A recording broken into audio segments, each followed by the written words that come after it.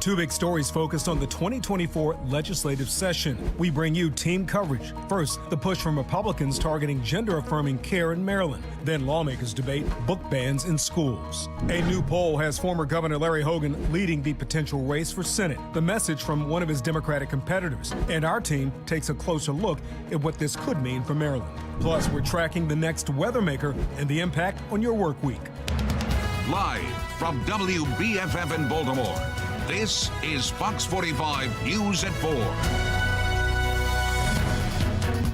4. We are following two big stories tonight. Fox 45 News is pressing Mayor Brandon Scott on what he's doing to crack down on quality of life crimes like car thefts. The mayor passing the blame on who's responsible for the recent spike in car thefts. We're seeing the same people over and over and over again. I'm not a judge, right? I don't determine how long someone stays in jail. I don't work at an agency that determines whether someone gets held or gets released. First, we have team coverage on the latest from Annapolis as lawmakers battle over gender-affirming care and book bans in the classroom. Thank you for joining us. I'm Kai Jackson. And I'm Mary Bubala. We have team coverage on this session tonight. In Maryland, teens aged 16 and 17 years old can consent to medical gender-affirming care. But Fox 45's Mackenzie Frost joins us live in Annapolis with a bill seeking to change that. Mackenzie? Yeah, Mary and Kai, this bill focuses on transgender youth, and supporters of it say that kids between 16 and 17 years old should not be receiving medical or surgical gender-affirming care without their parents' consent first. And it's part of a conversation that we're seeing take off across the country. Today, I am here to plead with not only the legislature, but the people of Maryland. A group of Republican lawmakers in Maryland, plus 3 Democrats, calling for parents to have the final say in medical gender-affirming care for their kids. It doesn't hurt anybody. People can still get this if their parents want them to. Delegate Lauren Arikan, representing Baltimore and Harford counties, leading the way on House Bill 722. She says the legislation would require kids 16 and 17 to get their parents to sign off on this type of care, like surgeries or medication such as estrogen or testosterone. The proposal does not include social transitioning, like calling someone by a different pronoun. According to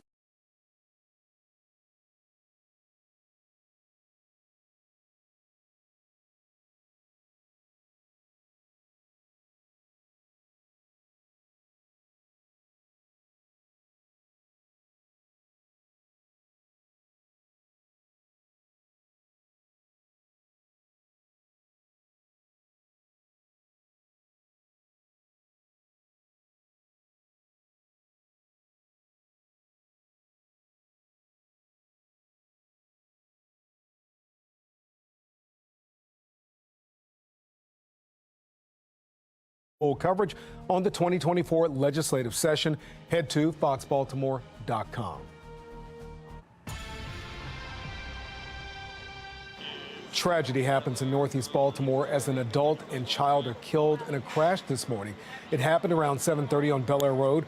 When first responders arrived, they say some people were still trapped in their vehicles. Fire officials say a civilian tried to save lives. A pastor from the nearby church attempted to rescue victims from this vehicle by pulling one of those victims from the vehicle, and unfortunately they were expired, believed to be as a result of injuries sustained in the motor vehicle collision. 3 other victims were hurt and taken to nearby hospitals. The cause of the crash is under investigation. Despite a decline in shootings and homicides, some Baltimore City residents still voicing fear and frustration over crime, especially when it comes to soaring car thefts and other quality of life offenses, which have increased significantly in the past year. Tonight, Fox 45's Rebecca Pryor digging deeper into the crime data for us and pressing Mayor Scott on the concerns coming from residents. Rebecca?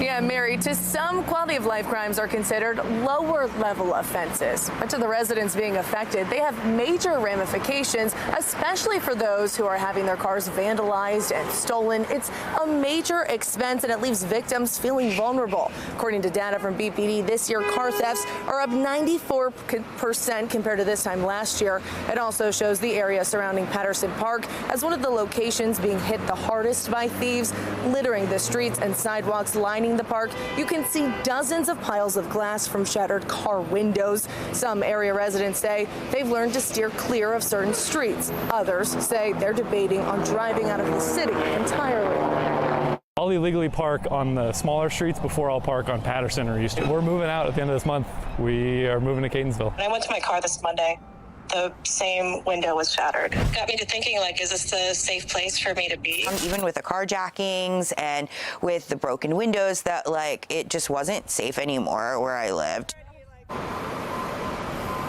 So although violent crime, those homicides and shootings, those are down in the city, we're still hearing from residents that they're struggling to feel safe here in Baltimore City. Today, I took those concerns directly to Mayor Brandon Scott. Take a listen to what he had to say.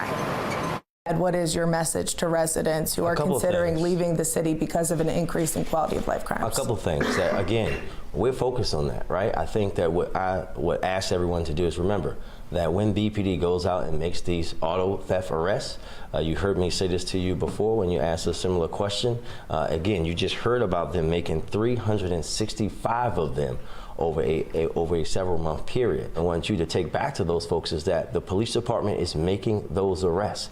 It's about what's happening on the other parts of the system, and we're working, obviously, as we all were, been in Annapolis recently talking about how to change state laws to keep folks and hold them accountable, but we need everybody to continue to do that as well. You're citing the arrests, but car thefts are still up 90% this year. I think that you're answering your own question, right? If we make the arrest and then that person goes to jail and then comes back home, that's not a question for the mayor of Baltimore or the police department. So who do you hold accountable for that? We all have to hold accountable every part of the system. So I'm not a judge, right? I don't determine how long someone stays in jail. Ultimately, Mayor Scott telling me to direct my questions elsewhere. Coming up in my full report tonight at 5, here a political analyst and rhetoric expert says that response to this issue could impact the mayor's reelectability with a May primary now looming.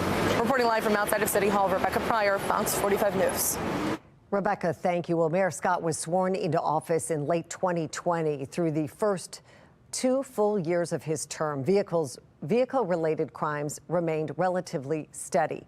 However, there was a massive jump starting in 2023, leading to nearly 11,000 auto thefts. As of February 17th, more than 1,000 cars had been stolen in Baltimore. That's an 82% increase from the already record high numbers last year. Baltimore City State's Attorney Ivan Bates addresses the impact of car thefts during a Your Voice, Your Future panel discussion earlier this week. What about the individual that lives in that neighborhood and they're struggling? And they work a 9-to-5 job, they make $15 an hour, they have to save their money for that vehicle, and that vehicle's stolen. They have to pay their deductible in terms of their insurance. They have to take off from work, they're not getting paid. Maybe they take their child across Baltimore City to school. Now that child has to catch a bus. That child stealing that vehicle impacts our families greatly, and that's something that people do not always see. I think one of the things, we're so focused on our children, which is very important, but we also have to give focus on the victims. Now, if you missed our Your Voice, Your Future panel discussion with Armstrong Williams, you can watch it this Friday on Fox 45 after the news at 11:35. It will also be on the CW Baltimore this Saturday at 1 p.m. and on MyTV Baltimore Sunday at 7 p.m. And now to our question of the day. Would you leave Baltimore over quality of life crime? To make your voice heard, head to foxbaltimore.com. A new poll says Larry Hogan has the inside track to the U.S. Senate. A closer look at what the new data means for the race. A compromise in Baltimore County after a controversial zoning plan had some members of the community up in arms. Why some say the new plan still doesn't make sense for the county. I'm Christine Frizzau on Capitol Hill, where the president's brother spent the day answering questions from House impeachment investigators, what he told them, and why Democrats say it's time to move on. Plenty of sunshine here on your Wednesday. Chilly one, but mostly clear tonight as we move down into the 30s overnight. You know, the sun's going to be a little harder to find in the coming days. We're tracking a storm system, and we'll tell you about its arrival coming up.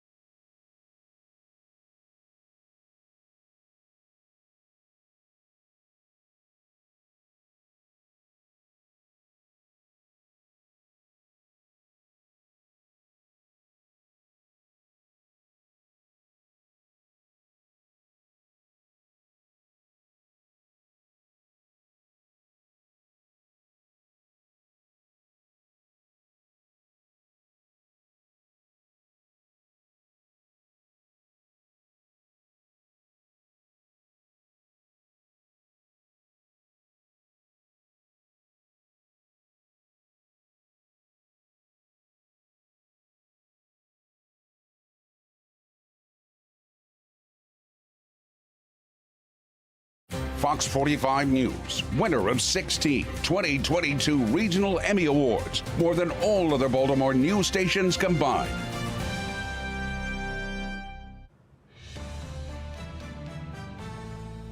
New insight into the finances behind the campaigns for the presidential frontrunners.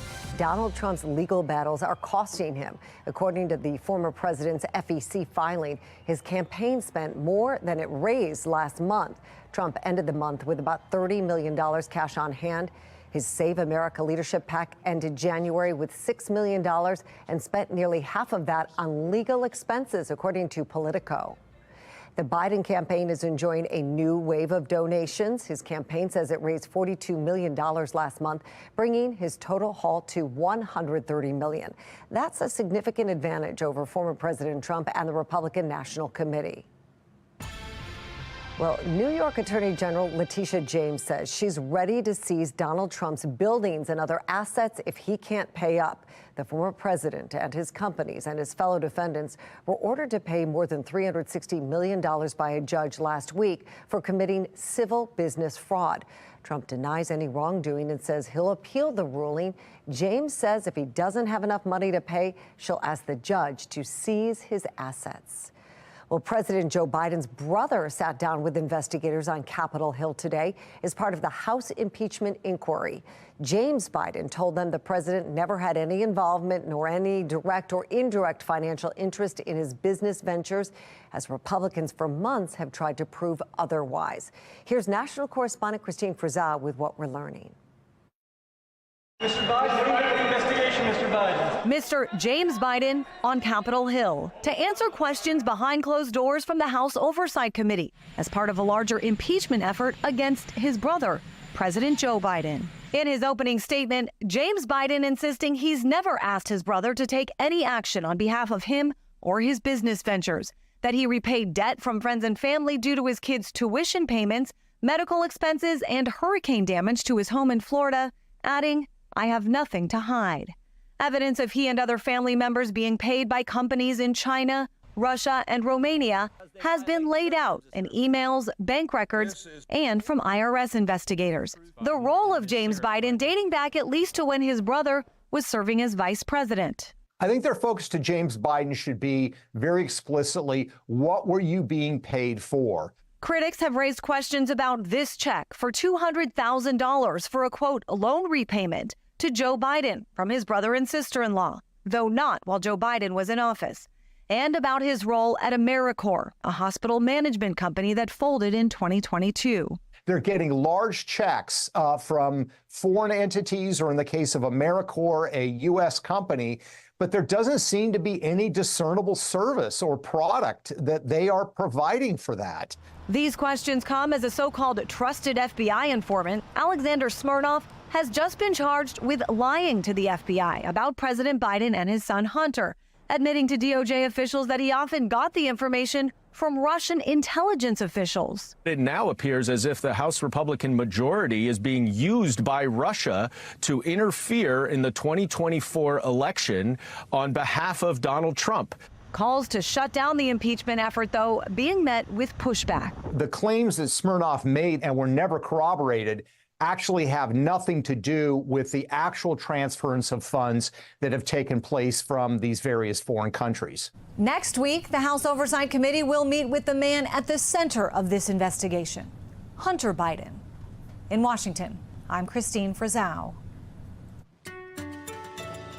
Good evening, everyone. Okay, we had another chilly but sunny day here. We're getting ready to see some real transitions here as we move in the next several days. So if you like the weather, I hope you enjoyed it. We're kind of running out of it here after today. So here's a look at things outside. Not bad at all. Hardly a cloud in the sky. A little on the chilly side. Okay, we've been in the 40s most of the day with a little bit of a breeze, but it's been otherwise pretty much clear. And we're going to see our next storm system taking shape here.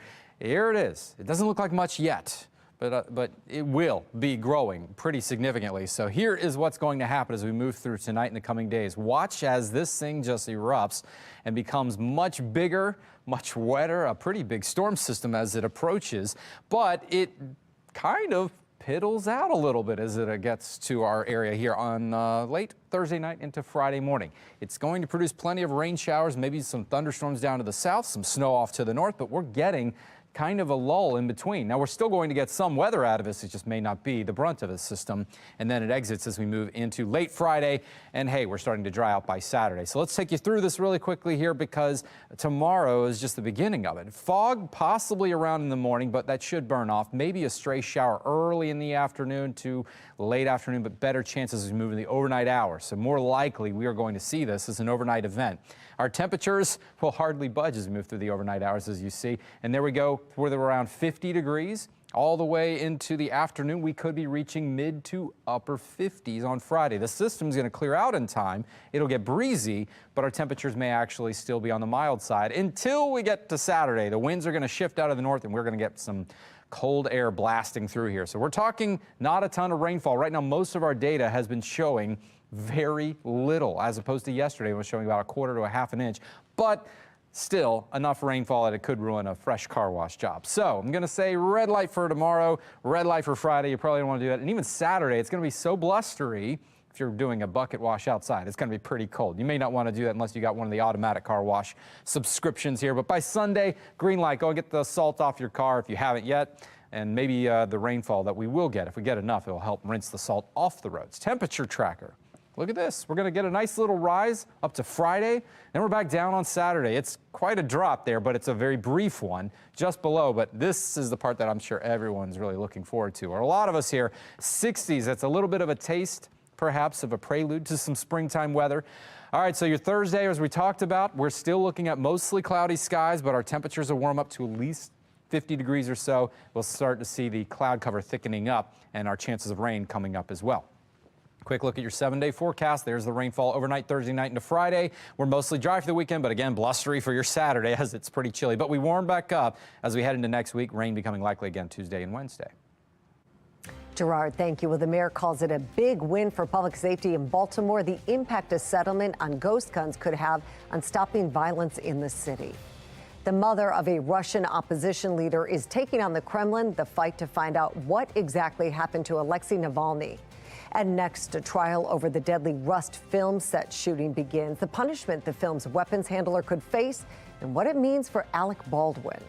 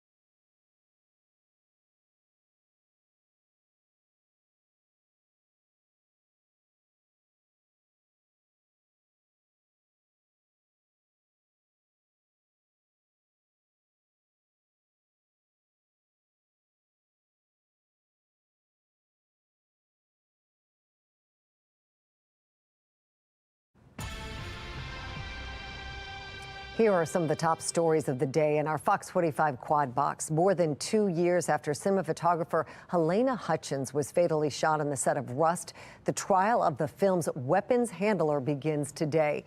It's likely to shape the defense for actor Alec Baldwin. Both he and 27-year-old Hannah Gutierrez face a charge of involuntary manslaughter. Gutierrez is accused of mistakenly loading a live round into a Colt 45 revolver Baldwin then handled. His trial date has not been set. Rudy Giuliani has officially appealed the $148 million defamation judgment against him. That's how much a jury ordered he pay two 2020 Georgia election workers for amplifying conspiracies about them and threatening their personal safety. Giuliani claimed his statements were protected by the First Amendment. The mother of Russian opposition leader Alexei Navalny is suing to secure the release of her son's body. Navalny died in a Russian penal colony last week. Russian authorities say they won't release his body for another 2 weeks. His family suspects the authorities played a hand in his death and want to cover their tracks. Well, lawyers for the U.S. are fighting today to get WikiLeaks founder Julian Assange extradited from the U.K. to the U.S. American prosecutors said Assange created an imminent risk when releasing confidential U.S. military records. The 52-year-old is wanted on 17 charges of espionage and 1 charge of computer misuse. Be the first to know about breaking news by signing up for News on the Go. Go to foxbaltimore.com, click on the mobile alert sign up under the station tab. You can also download the Fox 45 app for your smartphone. Just search WBFF in your app store. The Baltimore County executive taking a big step back on a plan to redevelop neglected commercial space. Why one county council member says his new plan doesn't make sense. And next, a new poll lays out former Governor Hogan's potential path to victory. What the data tells us about the ongoing race for U.S. Senate.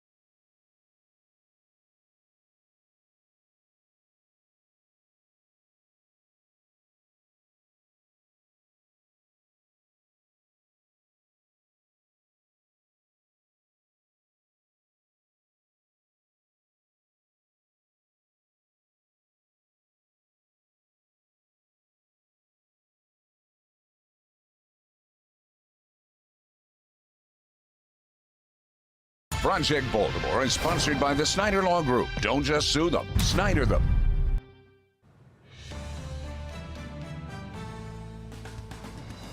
New polling out today looks favorable for former Governor Larry Hogan in the Maryland Senate race. Hogan will face off against Prince George's County Executive Angela Alsobrooks or Congressman David Trone in the general election. Polling from Emerson College just last week showed Trone and Hogan in a dead heat, and Alsobrooks just barely trailing Hogan in a potential matchup. But today, a new poll says Hogan has a significant lead over both of his Democratic counterparts. Fox 45's Amy Simpson is digging into those numbers. Amy? Yeah, don't expect those political ads to be stopping anytime soon. This new poll predicting a tough Senate race with unprecedented spending. For months, it's been a hot race in Maryland. The primary matchup between Congressman David Trone and Prince George's County Executive Angela Alsobrooks, garnering headlines and TV spots, both vying to be the Democratic nominee for Maryland's open Senate seat. But this month, a major shakeup in the race, with former Governor Larry Hogan throwing his name in the mix. Well, I want to go fix the problem. Now, new poll numbers put the Republican ahead of both Democratic candidates. According to a statewide poll of 600 likely voters, surveyed between January 30th and February 1st, conducted by Ragnar Research Partners and sent to the National Republican Senatorial Committee. Hogan leads the race for Senate. In a hypothetical matchup between Hogan and Trone, Hogan was ahead 16 points. And in a hypothetical matchup between Hogan and Alsobrooks, Hogan up 23 points. In both cases, however, nearly 20% of those polled were undecided. As far as for Hogan, it's a really good poll. Political analyst John Deedy surprised by Hogan's decision to run, but points to his reputation among Maryland voters. He's starting out in a really good place because of his high favorabilities while governor, and even after he has left the governorship, he's still seen as a popular leader. The Democratic field right now isn't clear. It could be either of the two candidates. In a statement today, the Trone campaign said the poll was part of efforts to score a safe Republican vote in the Senate and advance the extremist Republican agenda,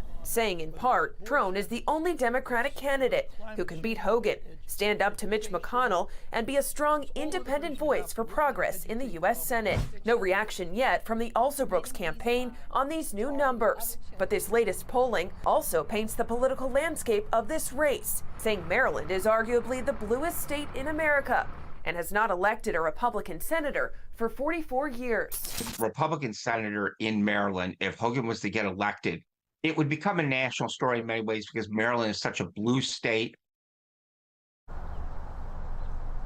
Maryland's primary election is May 14th. That's when we'll learn who will go head-to-head in November for this U.S. Senate seat. Reporting live tonight, Amy Simpson, Fox 45 News. Amy, thank you. Juvenile crime reform is at the center of discussion in Annapolis this session as new crime proposals would extend juvenile probation, reform the Department of Juvenile Services, and expand charges for offenders as young as 10. But some of those bills clash with DJS Secretary Vincent Schiraldi's message on youth crime. During a Your Voice, Your Future panel discussion this week, Governor Wes Moore was asked about a potential rift between the bills he's backing and his support of Secretary Schiraldi. Governor Moore not hesitating to tell Marylanders who has the final say. There was no long-term relationship that sometimes gets advertised. And I think it's also important to remember that the policies that are put out from the Moore-Miller administration, let's be clear who the governor is. Well, despite the governor's promise that his vision is steering the ship when it comes to juvenile justice, some Baltimore activists with experience in fighting juvenile crime are concerned with his choice to have Vincent Schiraldi leading DJS.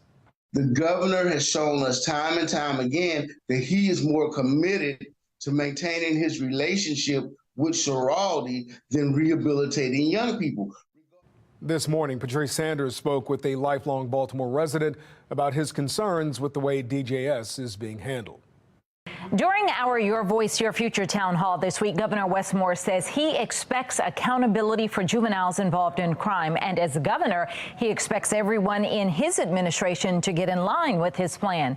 And while he says he understands diversion and help for younger offenders, there also has to be restitution and safety for communities. But longtime Baltimore resident Pastor P.M. Smith was not convinced by the governor's message.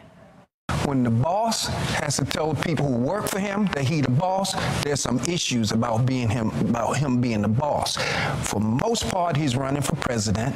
For the most part, Ms. Jones and Mr. Ferguson are running the state. And again, I know leadership. When the leader has to tell the people working with him and for him that he's the leader, there's some issues there. Now, Mr. Schiraldi, as far as I'm concerned, as long as he's in this administration, the governor is just talking. He's parroting accountability. Now, Pastor Smith did praise a statement made by Prince George's County State's Attorney Aisha Braveboy during the town hall about what accountability looks like, saying victims deserve justice, communities need safety, and individuals involved in crime need to learn a lesson. Patrice Sanders, Fox 45 News. Well, last night we asked you, do you trust Governor Moore to get the juvenile crime crisis under control? 91% of those who responded said no. If you missed our Your Voice, Your Future panel discussion with Armstrong Williams, you can watch it this Friday right here on Fox 45 after the news at 11:35 p.m. It will also be on the CW Baltimore this Saturday at 1 and on My TV Baltimore on Sunday at 7. We know that ghost guns have been used in countless homicides, shootings, robberies in the city of Baltimore. Baltimore City settles a lawsuit with ghost gun maker Polymer 80. The city says the company is the leading manufacturer of ghost gun kits in the U.S. Ghost guns don't have serial numbers and are largely untraceable firearms. Baltimore leaders claiming in the lawsuit that by falsely classifying kits as non-firearms, many of the Polymer 80 products end up in the hands of people who should not be able to buy guns. It's important to also just remind folks how people, in particular young people and people who are prohibited, were getting these things.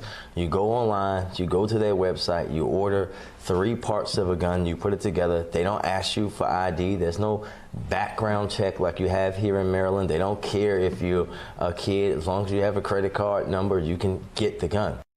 The city will receive $1.2 million from Polymer 80 in damages, and the terms of the settlement permanently ban Polymer 80 from advertising in Maryland or selling ghost guns to Maryland residents. Today, Baltimore County Executive Johnny Olszewski received some major endorsements in the race for Congress. U.S. Congressman Dutch Ruppersberger, along with Congressman Steny Hoyer, threw their support behind Olszewski. Ruppersberger, who is a former Baltimore County executive himself, is retiring from Congress after representing Maryland's 2nd District for 11 terms. That's the seat Olszewski's running for.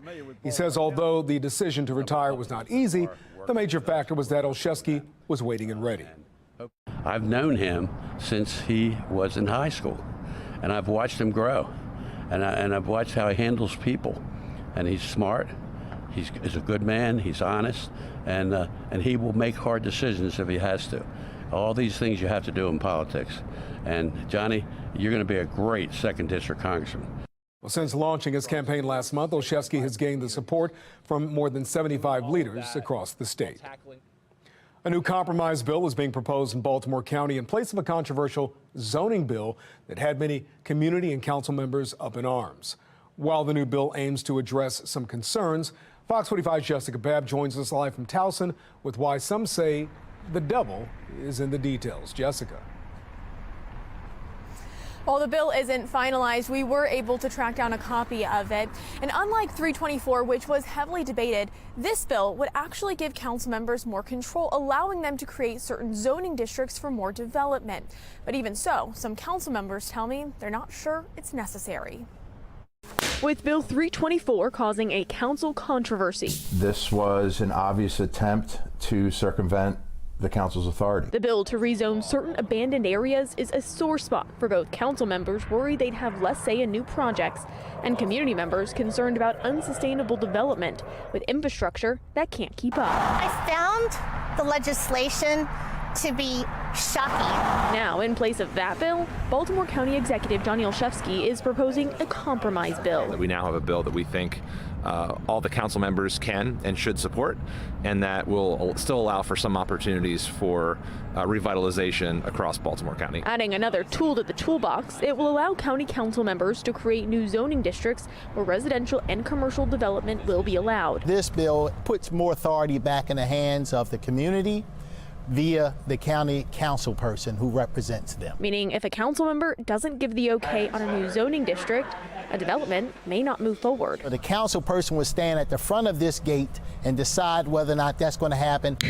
But once the council member creates the zoning district, they won't necessarily have a say on every project that's proposed in the area. An overlay district would make these types of projects what is called a by right project, meaning that it would not come before the council.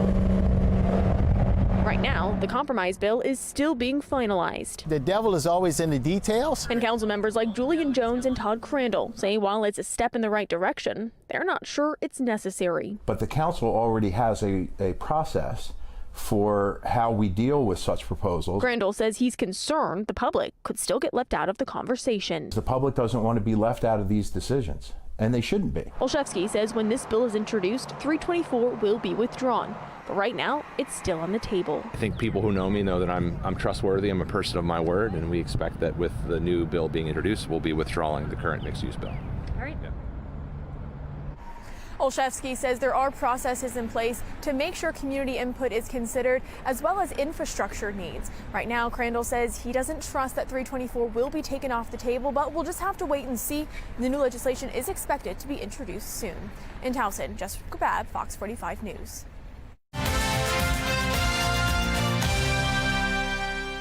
I think that what we're trying to figure out now is what steps we can take, what steps we should take that would allow for us to maybe get somewhere close to legislation that we passed in 2021. Tonight, lawmakers are rushing to pass new legislation expanding on laws signed just 3 years ago. A law in 2021 following a Project Baltimore story on a registered sex offender attending Parkville High School. Lawmakers passed a law banning registered sex offenders from attending Maryland public schools while setting up alternative means to educate them outside the classroom. Now, that law was the first of its kind, but it had a flaw, apparently. Schools were still unable to account for students who have been convicted as juvenile sex offenders. And last month, Project Baltimore broke the news of a 15-year-old juvenile rapist attending Patterson High School. Well, tonight at 10 o'clock, we have an update on the progress of newly introduced legislation that would keep juvenile sex offenders from going to school in person.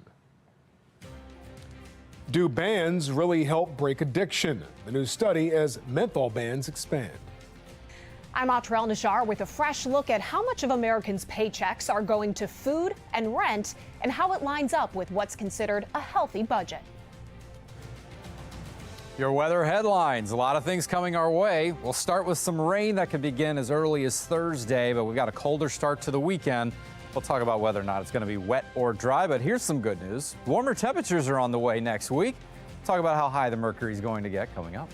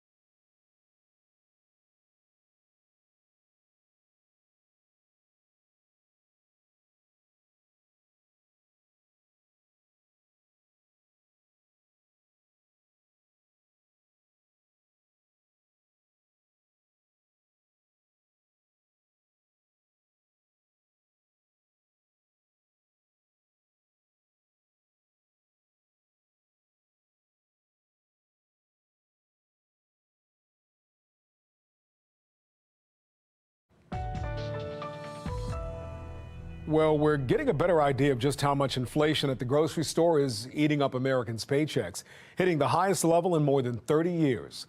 National correspondent Atra El-Nashar has a look at how consumers are giving up their disposable income to pay for necessities. Sticking to a monthly budget hasn't been easy during the worst period of inflation in decades. Newly released data from the USDA shows consumers spent 11.3% of their disposable income on food in 2022, the highest share since 1991. It was largely driven by a spike in spending on dining out after COVID lockdowns. Between 2019 and 2023, food prices rose 25%, according to the USDA, in large part due to supply disruptions from the pandemic and Russia's war in Ukraine and an avian flu outbreak. When I say cereal, you say dinner. Cereal. Dinner! Okay, I'll go marinate. High grocery prices are why the CEO of WK Kellogg says their Cereal for Dinner campaign took off. The price of a bowl of cereal with milk and with fruit is less than $1. So you can imagine why a consumer under pressure might find that to be a good place to go. High rent also eating up more of a paycheck. The conventional recommendation is to not spend more than 30% of your income on housing costs. Realtor.com chief economist Danielle Hale explains why that went out the window after lockdowns. Rents surged and grew by double digits for more than a year. So we saw a big increase in how much people were having to pay to rent an apartment home. A record high of 22.4 million households paid more than 30% of income on rent and utilities, according to a new Harvard study of 2022 data. And 12.1 million households reported paying more than half of their income. The rent is so high. The housing market has been really hard to find any housing, even if it's very expensive or affordable. The good news is that rents are starting to decline slightly while incomes are rising, making some room for the two to come back into balance. Due to a hot jobs market, wages are growing at the higher end of what we've seen them do recently. So that is an important development that will make it a little bit easier for households to afford their rent. In Washington, I'm Atra El-Nashar reporting. And that brings us to our national question of the day. Do you think President Biden's economic policies are improving your personal financial situation? To make your voice heard, head to foxbaltimore.com/vote and click on the Pulse tab. U.S. casinos saw record high profits last year. The American Gaming Association reports casinos raked in roughly $66.5 billion from gamblers in 2023. That was a 10% increase from 2022's profit, which was also a record-breaking year. The association says Americans legally placed more than $119 billion worth of bets on sports in 2023. That was up over 27% from 2022. Bans on menthol appear to be effective at getting people to quit smoking. At least that's according to the new research published in the journal Nicotine and Tobacco Research. It examined the effects of bans in parts of the U.S. and other countries. The study found that about 24% of smokers quit within about a year or 2 years after menthol was banned. It also found about half of menthol smokers who didn't quit switched to non-menthol cigarettes. Okay, hopefully everyone enjoyed their Wednesday. We had the sunshine out. It certainly was a very typical, again, February day. It's winter, but this is about as good as winter can get around here. The fact that we have plenty of sunshine, almost a carbon copy of what we had yesterday, is still a wonderful thing. We all know it can get pretty messy around here this time of the year, but it's about to change. Exactly what I've been talking about. I think I spoke about it a little too loudly. As I said, it's going to get messier. And here comes our storm system taking shape out in the plains. Looks like nothing right now, but it's going to gather some strength and certainly gather some moisture as it heads our way. So this is where it is now. Watch what happens as we put this forward in time. You'll see the system just start to really grow and blossom with a lot of rainfall. Now, we may get missed by the worst that it has to offer, with most of the rain and thunderstorm activity down in the south and no snowfall that we can see. Just not going to be cold enough, but it's going to skirt by. We will get a little bit of rainfall out of this before we dry out as we head into late Friday. And we're talking about Saturday drying out too. All right, so we're starting the morning. This is 8 o'clock on Thursday. We may begin with some light fog, and then it will start to dissipate. But by the mid-afternoon to late afternoon, we'll start to see those chances of rain coming up. And a little warmer. We're looking at around the mid-50s or so. But overnight Friday is our best chance for any rainfall. And as we head into Friday morning, we're going to continue to be watching for the rainfall to stick around a little bit. So here we go as we get into your late Friday night and Saturday. It's starting to dry out already. Thankfully, it is going to be out of the way in time for the weekend, but we're looking at anywhere from around a tenth to maybe a quarter of an inch of rainfall. Just sort of depends. It's been going down on the rain amounts on the latest data since yesterday, so it's looking like it could be a little bit of a drier system. Honestly, I'd prefer a little more rain to really rinse the salt down. We've had so much since those winter storms. It's just still sitting on the roads. So 57 for your high on Friday. There's that dip as the system comes by. A cold front's going to knock our temperatures back below the average high of around 46, but we're going to recover very quickly into next week, hitting the 60s by the late part of next week. Wow, it's going to be pretty nice, right? Maybe. There's a caveat to that. I'll show you. First of all, your Thursday planner, we're looking at 30s to around 50s by the afternoon. There's our small chance of rain by the afternoon, but we're going to see it really coming up Thursday night into Friday. Remember what I was talking about? Those temperatures might seem nice on your 7-day. Look, 66, but we're going to be seeing clouds and a chance for some rain showers to come our way with our next storm system, which we'll be talking about more coming up in the next half hour. You will see you then. Coming up at 5 o'clock, frustration boils over for Baltimore City residents as quality of life crimes continue. Fox 45 News presses Mayor Brandon Scott. You feeling that dry winter skin and maybe you need a boost? I'm Liz Bonus. Doesn't look like it, but it really might rejuvenate with this treatment. We explain just ahead. And now you can watch Fox 45 News for free anytime on Amazon Fire TV or Samsung TV Plus.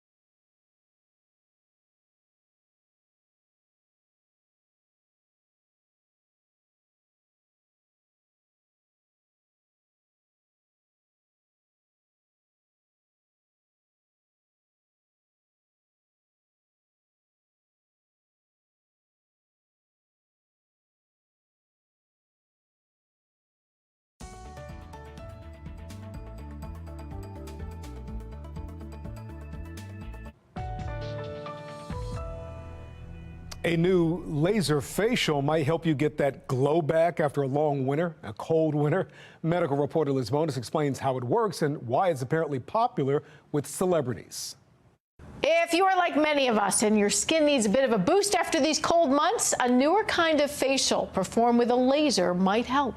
We're just going to do a thin layer of carbon. It is called the Hollywood laser peel because, as dermatologist Dr. Elizabeth Munich of Ohio's Dermatology and Skincare Center showed us, in less than an hour, it's said to make the skin ready for stepping out on a Hollywood red carpet. It can help reduce pigmentation, it can help with inflammation, it stimulates collagen, and just gives you brighter, younger looking skin. Where other topical laser treatments can lead to redness or downtime for healing, this one It just makes it fresher, brighter, smoother. That's said to give you more of a glow. Here's how it works. We apply a carbon nanoparticle to the skin, then we heat the skin, and after we do some dermal heating, which helps tighten and rejuvenate, then we use a Q-switch laser to vaporize the carbon particles. So that means the first sweep activates the carbon lotion. The second lifts away the lotion with dead cells and debris. I have patients that want to do it quarterly. I have some patients that do it monthly because they love the way their skin feels. You can see as our skin model sits up after the procedure, no redness or surface damage. So not a lot of side effects to this treatment, as you can see, but there are some things that do indicate you should maybe wait or hold it off. Retin-A, for example. It is not covered by your medical insurance plan. It can cost you a few $100s. With your health news, I'm Liz Bonus reporting. Coming up on Fox 45 News at 5 o'clock, 2 months into 2024, and Baltimore City sees more than 1,100 car thefts. We're taking your frustrations directly to Mayor Scott. Plus, a bill surrounding gender-affirming care is front and center in Annapolis. The controversial debate sparking concern.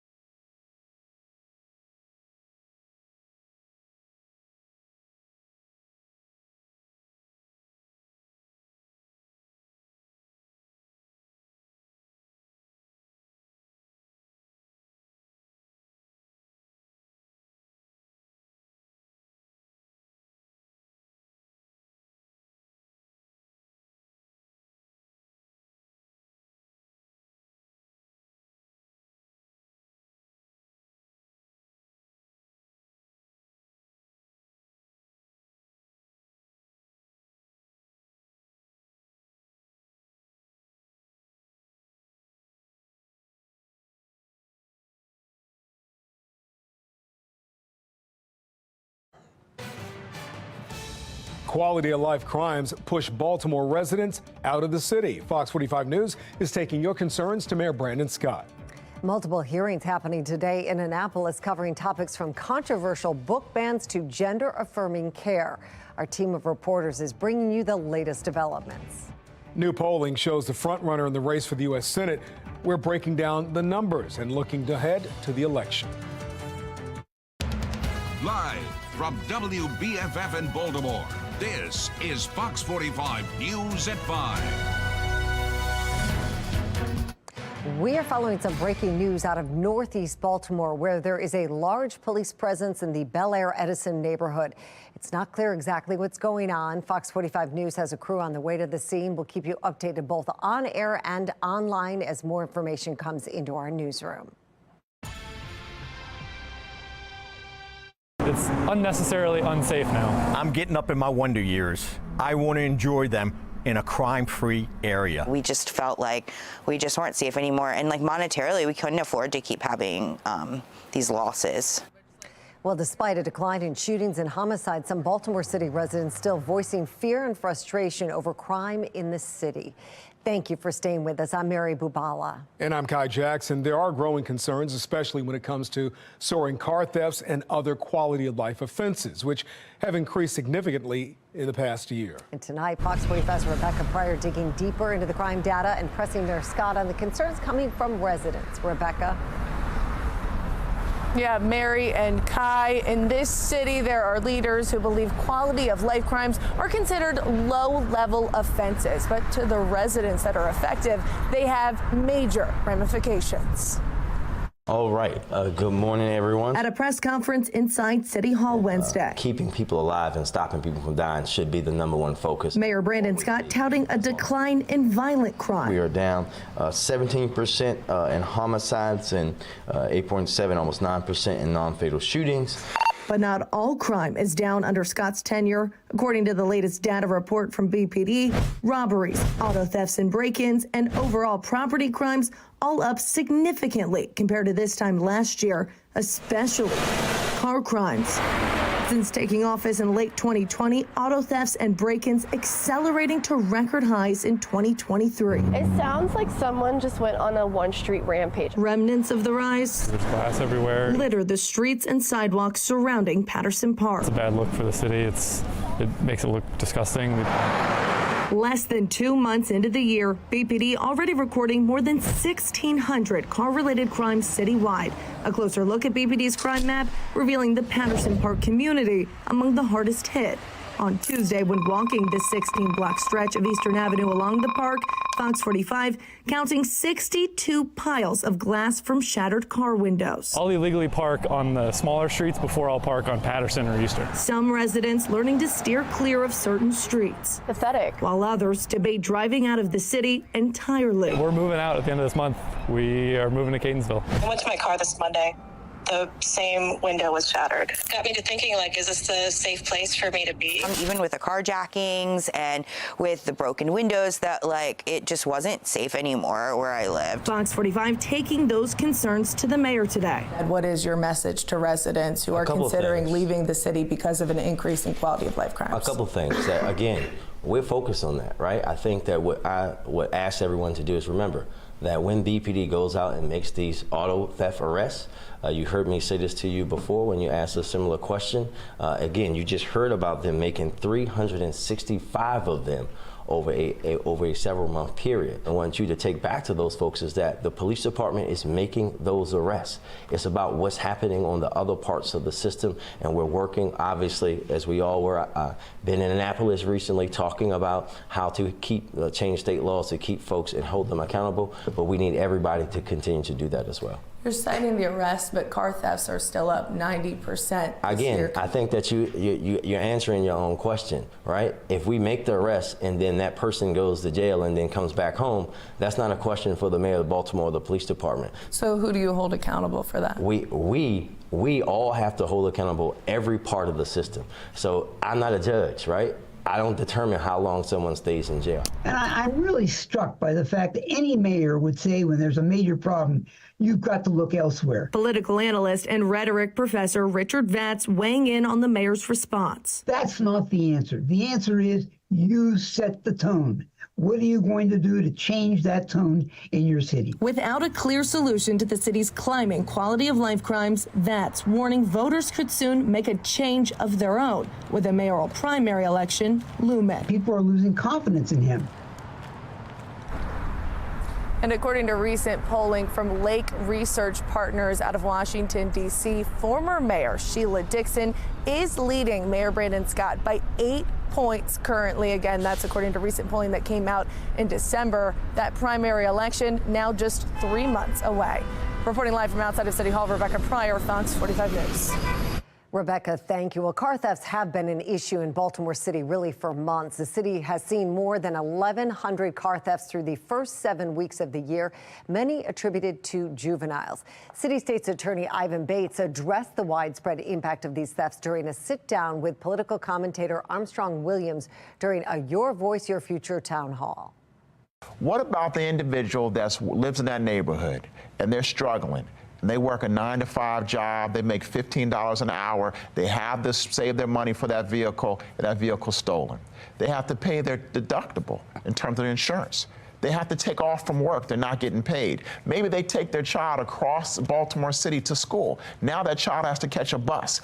That child stealing that vehicle impacts our families greatly, and that's something that people do not always see. I think one of the things, we're so focused on our children, which is very important, but we also have to give focus on the victims.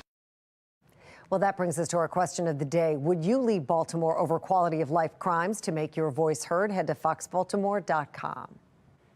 If you have a story about a stolen car or know someone who's been impacted by the spike in auto thefts, we'd like to hear about it. Scan the QR code on your screen and tell us what happened, or send an email to news@foxbaltimore.com. Now, if you missed our Your Voice, Your Future town hall with Armstrong Williams, you can watch it this Friday right here on Fox 45 after the news at 11:35. It will also be on the CW Baltimore this Saturday at 1 p.m. and MyTV Baltimore on Sunday at 7 p.m. The discussion includes Governor Wes Moore, City State's Attorney Ivan Bates, and Prince George's County State's Attorney Aisha Braveboy. Well, a 19-year-old is dead following a late-night shooting in southwest Baltimore. It happened just after 11:30 last night. Police say the teenager was standing on West Lexington Street near Fremont Avenue when he was shot. He ran to a house for help but died later at the hospital. As the city sees more young people being accused of crimes and victims of crime, there are efforts to reform the state's juvenile crime laws. A new crime proposal would extend juvenile probation, reform the Department of Juvenile Services, and expand charges for offenders as young as 10. But some of those bills clash with DJS Secretary Vincent Schiraldi's message on youth crime. Fox 45 has pressed Governor Moore about a potential rift between the bills he's backing and his support of Schiraldi. Governor Moore didn't hesitate to tell Marylanders who has the final say.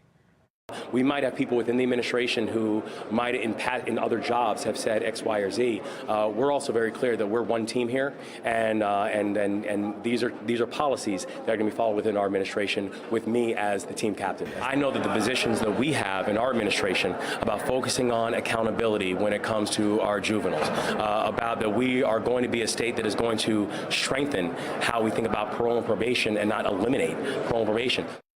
DJS Secretary Vincent Schiraldi has opposed extending probation for juveniles. 5 months ago, while working in the Moore administration, he published a book which discussed abolishing probation.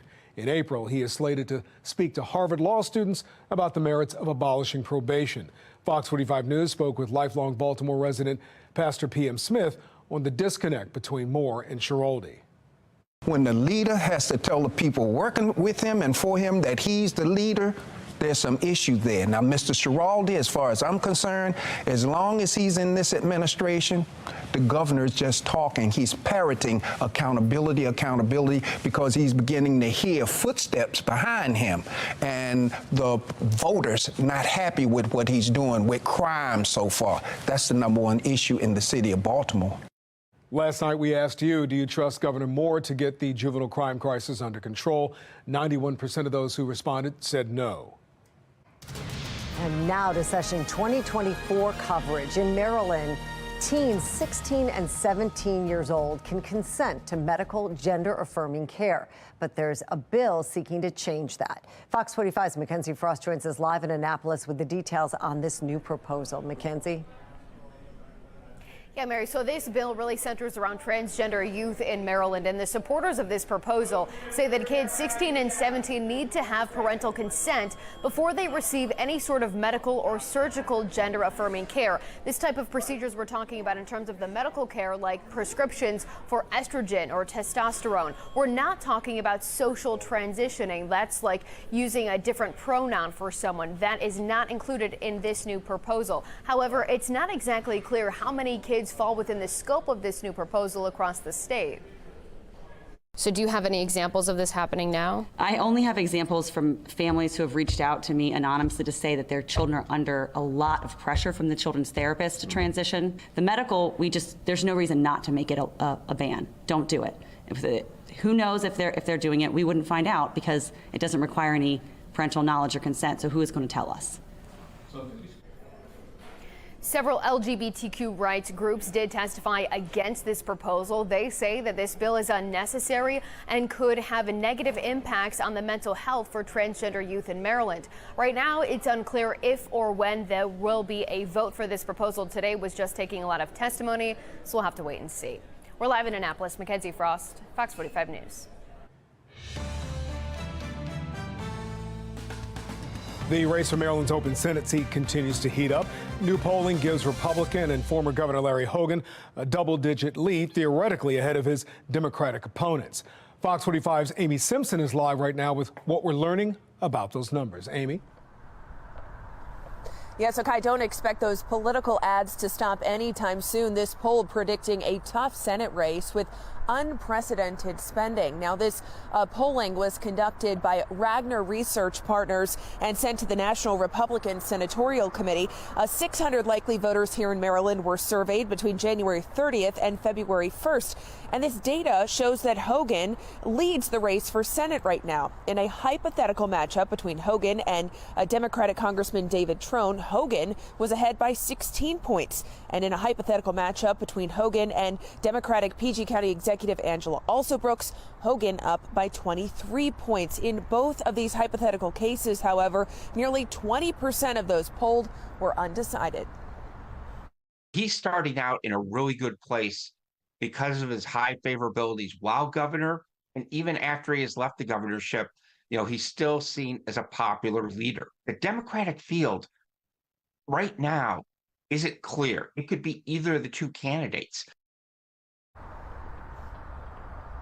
And as you can imagine, reaction today from both the Trone and Alsobrooks campaigns. The Trone campaign telling us in part this polling is part of Mitch McConnell's plan to, quote, advance the extremist Republican agenda. The Alsobrooks campaign coming out with a statement within the last hour saying neither Trone nor Hogan are winning over Marylanders. Reporting live tonight, Amy Simpson, Fox 45 News. Coming up after the break, the Freedom to Read Act and what it would mean for the kinds of books your kids can read at school. Plus, national security concerns over the migrants now pouring across the southern border, where they're coming from and why it's raising red flags. A lot of changes coming. I hope you've enjoyed the last couple of days. It's been sunny, easy to handle, but you know what? The sun's about to disappear for a while. We're going to be tracking rain as well as some good news, some warmer temperatures coming your way. We'll talk about it all coming up.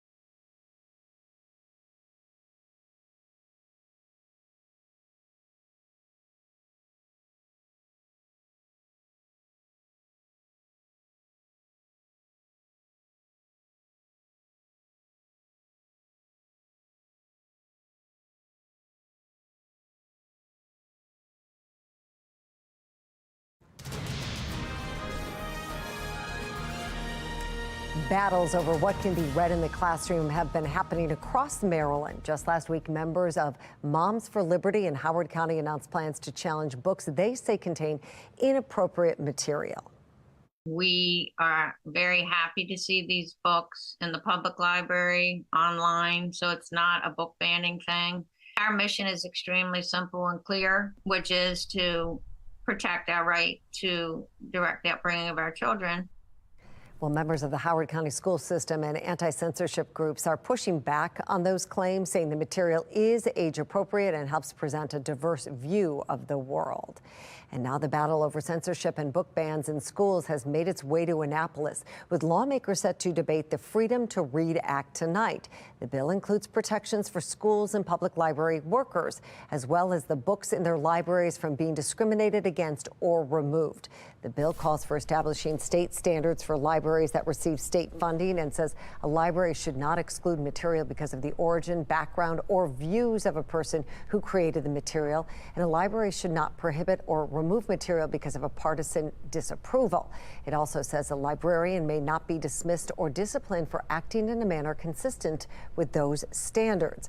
The bill also says anybody who walks out with or destroys a book will be fined $1,000 and a possible 3-month jail sentence. This bill is still being debated in the Ways and Means Committee, with many people signed up to testify. We will bring you the latest from Annapolis on public safety policy, youth crime, the budget, and other key issues facing our community. For our full coverage on the 2024 legislative session, head to foxbaltimore.com. Good evening. So far, we've had another day very similar to the last. I know it seems we're on repeat, but you know, this is a record, a song I don't mind one bit. For this time of the year, this is about as good as you can get. Sunshine, temperatures a little on the chilly side, but definitely manageable. So looking pretty good going forward, and our temperatures everywhere still manageable. Okay, we even reached the upper 50s in a few places. Down around the waterfront, still a little bit chillier. Remember, the water temperature is around 40 degrees. So it's chilly, but I have some good news. Psst, Mary, guess what? You get it? Spring is right around the corner.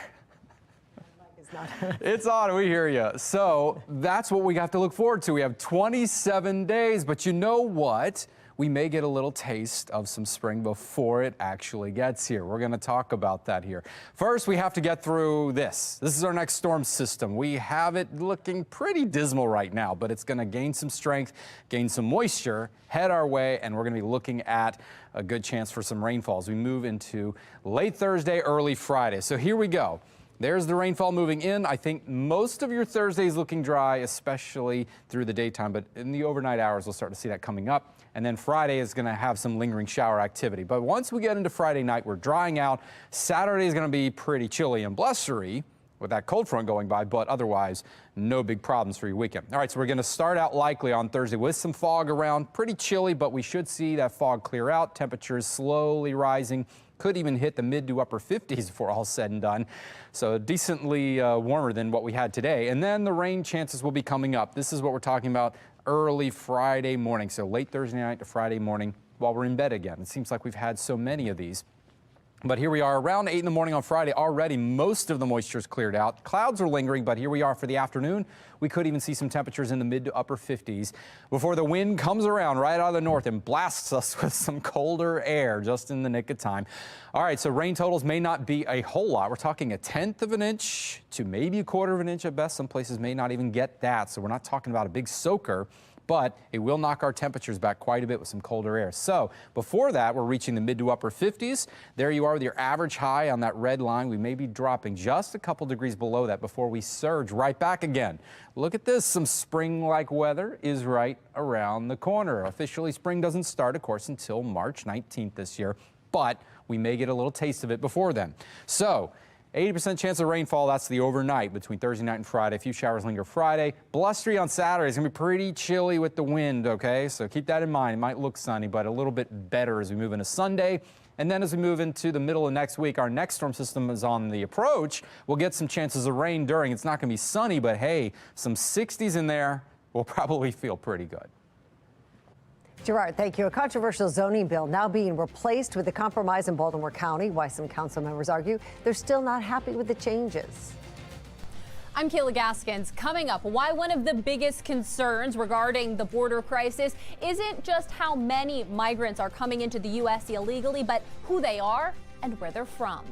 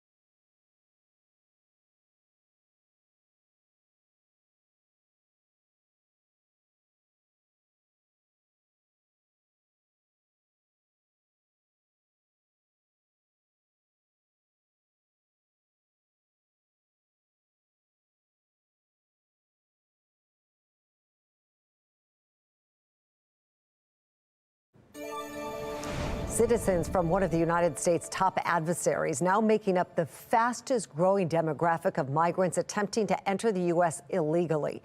National correspondent Kayla Gaskins reports. As the situation at the southern border deteriorates, it's not only the overwhelming amounts of illegal migrants causing concern, but where they're from. Ma'am, where are you from? China. China? China. China? Yeah. China? Yeah. China. Chinese nationals becoming the fastest growing group entering the U.S. illegally. We need to be very concerned about this, given that China is our #1 adversary. In fiscal year 2021, Border Patrol apprehended 450 Chinese nationals. By 2022, that figure grew to more than 2,000. And in 2023, it surpassed 24,300. In the first few months of 2024, Border Patrol has already apprehended nearly 19,000 Chinese nationals at the southern border. One possible reason for this dramatic rise is the U.S. restricting visas as tensions heat up between the two nations. In 2016, 2.2 million temporary visas were issued to Chinese migrants. In 2022, that dropped to just 160,000. The Chinese are also much more likely to be granted asylum in the U.S. compared with other applicants. Given the rapid increase of Chinese nationals crossing the border and how adversarial Beijing acts towards the U.S., we have to assume that much of this is state-sponsored. And as Republicans sound the alarm on this new phenomenon, clearly it shows that the border is completely open. Joe Biden wants it open. Many Democrats chalk it up to political theater. They're weaponizing immigration They want to see if they can get votes for it. In San Francisco, a non-citizen Chinese immigrant was just sworn in to serve on the city's election commission. That is shocking. Citizenship should matter. But Americans increasingly see the border as a major issue, and polling shows it's a weak spot for Joe Biden's re-election. The president reportedly weighing issuing an executive order to show he's taking Americans' concerns about the border seriously. In Washington, I'm Kayla Gaskins. Well, the U.S.-Mexico border region is facing a public health crisis. According to a new report from the International Boundary and Water Commission, over the last 5 years, 100 billion gallons of untreated sewage, industrial waste, and urban runoff have been dumped into the Tijuana River. That river flows north for 120 miles from Mexico to California. Researchers took water samples and found a range of dangerous viruses and bacteria, including HIV, Salmonella, Listeria, and E. coli. In for Tuesday's national question of the day, we asked, do you believe the Biden administration's policies encourage migrants to cross the border illegally? 91% of you said yes. 9% said no. Coming up after the break, a win for Baltimore City over a gun manufacturer largely blamed for ghost guns. Plus, the race for Congress heating up, the major endorsement backing Baltimore County Executive Johnny Olszewski. And now you can watch Fox 45 News for free anytime on Amazon Fire TV or Samsung TV Plus.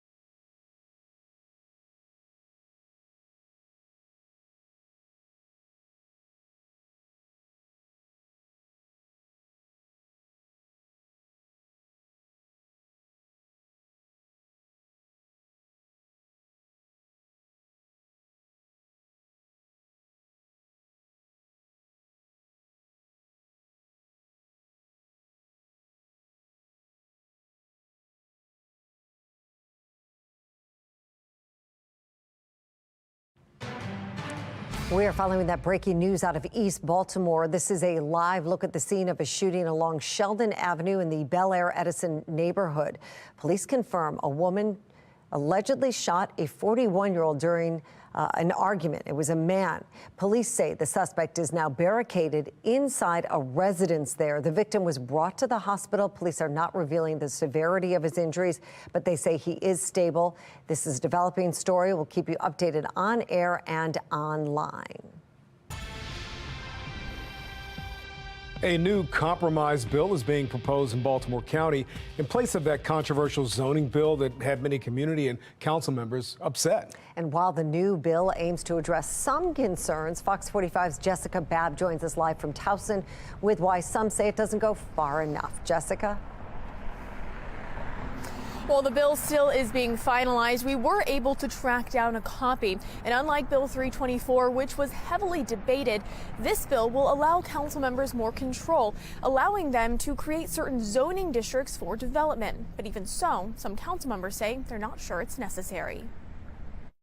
With Bill 324 causing a council controversy. This was an obvious attempt to circumvent the council's authority. The bill to rezone certain abandoned areas is a sore spot for both council members worried they'd have less say in new projects and community members concerned about unsustainable development with infrastructure that can't keep up. I found the legislation to be shocking. Now, in place of that bill, Baltimore County Executive Johnny Olszewski is proposing a compromise bill. We now have a bill that we think all the council members can and should support, and that will still allow for some opportunities for revitalization across Baltimore County. Adding another tool to the toolbox, it will allow county council members to create new zoning districts where residential and commercial development will be allowed. This bill puts more authority back in the hands of the community via the county council person who represents them. Meaning if a council member doesn't give the okay on a new zoning district, a development may not move forward. The council person will stand at the front of this gate and decide whether or not that's going to happen. But once the council member creates the zoning district, they won't necessarily have a say on every project that's proposed in the area. An overlay district would make these types of projects what is called a by right project, meaning that it would not come before the council. Right now, the compromise bill is still being finalized. The devil is always in the details. And council members like Julian Jones and Todd Crandall say while it's a step in the right direction, they're not sure it's necessary. But the council already has a process for how we deal with such proposals. Crandall says he's concerned the public could still get left out of the conversation. The public doesn't want to be left out of these decisions, and they shouldn't be. Olszewski says when this bill is introduced, 324 will be withdrawn.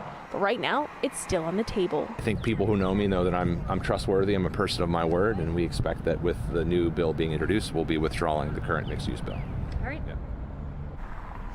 Olszewski says there are processes in place to make sure infrastructure and community input is considered. Right now, Crandall says he doesn't trust that 324 will be taken off the table, but we'll just have to wait and see. The new legislation is expected to be introduced soon. Live in Towson, Jessica Babb, Fox 45 News. Jessica, thank you. And meantime, today, Baltimore County Executive Johnny Olszewski receiving some major endorsements in the race for Congress. U.S. Congressman Dutch Ruppersberger, who's leaving that seat, along with Congressman Steny Hoyer, through their support behind Olszewski. Ruppersberger, who's a former Baltimore County executive himself, is retiring after representing Maryland's 2nd District for 11 terms. He says although the decision to retire wasn't easy, the major factor was that Olszewski was waiting and ready. I've known him since he was in high school, and I've watched him grow, and I've watched how he handles people, and he's smart, he's a good man, he's honest, and he will make hard decisions if he has to. All these things you have to do in politics, and Johnny, you're going to be a great 2nd District Congressman. Since launching his campaign last month, Olszewski has gained support from more than 75 leaders across Maryland. We know that ghost guns have been used in countless homicides, shootings, robberies in the city of Baltimore. Baltimore City settles a lawsuit with ghost gun maker Polymer 80. The city says the company is the leading manufacturer of ghost gun kits in the United States. Ghost guns are unserialized, largely untraceable firearms. Baltimore leaders claim in the lawsuit that by falsely classifying kits as non-firearms, many of the Polymer 80 products end up in the hands of people who should not be able to buy guns. It's important to also just remind folks how people, in particular young people and people who are prohibited, were getting these things. You go online, you go to their website, you order 3 parts of a gun, you put it together. They don't ask you for ID. There's no background check like you have here in Maryland. They don't care if you're a kid. As long as you have a credit card number, you can get the gun. Well, the city will receive $1.2 million from Polymer 80 in damages, and the terms of the settlement permanently ban Polymer 80 from advertising in Maryland or selling ghost guns to Maryland residents. An investigation continues tonight after an adult and a child were killed in a car crash in northeast Baltimore this morning. Happened around 7:30 on Bel Air Road. When they arrived at the scene, some of the victims were still trapped in their vehicles. Fire officials at the scene described the moment a civilian tried to jump in to save lives. A pastor from a nearby church attempted to rescue victims from this vehicle by pulling one of those victims from the vehicle, and unfortunately they were expired, believed to be as a result of injuries sustained in the motor vehicle collision. 3 other victims were injured and taken to nearby hospitals. The cause of the crash is still under investigation. I think that what we're trying to figure out now is what steps we can take, what steps we should take that would allow for us to maybe get somewhere close to legislation that we passed in 2021. Tonight, lawmakers in Annapolis are rushing to pass new legislation expanding on a law signed just 3 years ago. In 2021, following a Project Baltimore story on a registered sex offender attending Parkville High, lawmakers passed a law banning registered sex offenders from attending Maryland public schools and set up alternative means to educate them. The law was the first of its kind, but it did have a flaw. Schools were still unable to account for students who've been convicted as a juvenile sex offender. And last month, Project Baltimore broke the news of a 15-year-old who admitted raping someone and attending Patterson High School. Now, tonight at 10 o'clock, we'll have an update on the progress of newly introduced legislation that would keep juvenile sex offenders from going to school in person. And making headlines, Russia could deploy a nuclear weapon into space this year. That's what U.S. officials are telling Western allies, according to Bloomberg. The Kremlin's alleged intent is to knock out U.S.-based satellites. Any type of nuclear warhead in space would violate the 1967 Outer Space Treaty, which the Soviet Union signed at the time. The Republican congressman who first brought up the intelligence says the White House is taking the threat seriously. This was not just an action by myself, but I am glad, after meeting with Jake Sullivan, that the administration is taking this seriously, and we're now be able to see action. Congressman Mike Turner's initial warning last week was vague. Subsequent reports put out some more detail. Experts question the seriousness of such a plan. They say it would have to be novel, as Russia risks destroying its own satellites in the process. As Congress continues haggling over a supplementary funding bill giving Ukraine more aid, momentum in the war is swinging in Russia's favor, apparently. Moscow's forces have shifted into an offensive position and captured the eastern city of Avdiivka. Now, after months of fighting there, Kyiv has changed military leadership recently amid disputes over battlefield strategy. White House officials say Russia is likely to plow through Ukraine and into a neighboring NATO-aligned country if more aid isn't extended. And if Putin wants to and decides to expand into NATO countries, we will be pulled into a wider regional war. That's not something we want. That's not something I'm sure Congress wants. That's not something Republicans want. The skeptics say the claim is a scare tactic to secure more funding. Millions of Ukrainians are still displaced from their homes, and the death toll on both sides is the highest in any European conflict since World War II. Well, the State Department says the sanctions package to be announced against Russia on Friday will be robust. State Department spokesperson Matthew Miller facing questions today on how much further the package will go, considering the wide array of sanctions the U.S. has already issued. It's a dynamic situation, right? Russia watches the sanctions, sees the sanctions, and tries to respond to the sanctions that we impose. And so we watch the actions that they take, and we look to impose new sanctions, either on individuals or new areas that they explore.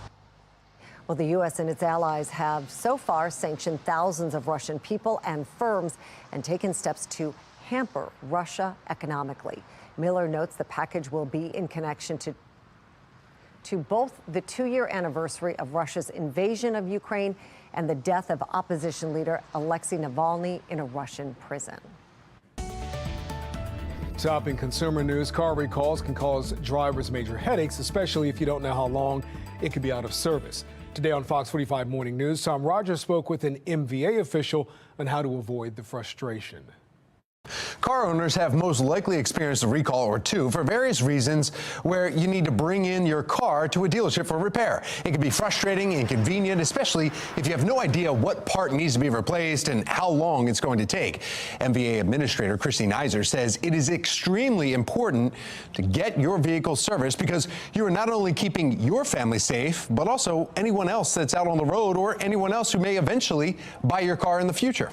Recalls, they can be just as important.